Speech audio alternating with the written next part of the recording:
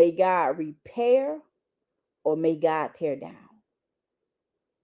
And sometimes we don't like the tearing down because the tearing down leaves voids and it's painful. But I'd rather for God to tear down a structure and tear down a house so it can be, so the one that he wants to be built will stand on firm foundation. Hallelujah. That it will stand on firm foundation. It says that every kingdom divided against itself is brought to desolation, and a house divided against a house divided.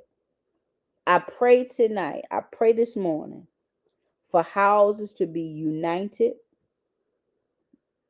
for the glory of God, and any part of a house that needs to be torn down, that needs to fall because of faulty foundation. May God give us peace and may God give us strength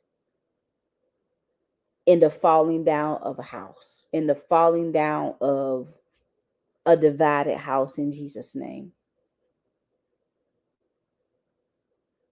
And I pray that God will show us who is for us, who is against us, who is gathering with us, and who is trying to scatter us in Jesus' name.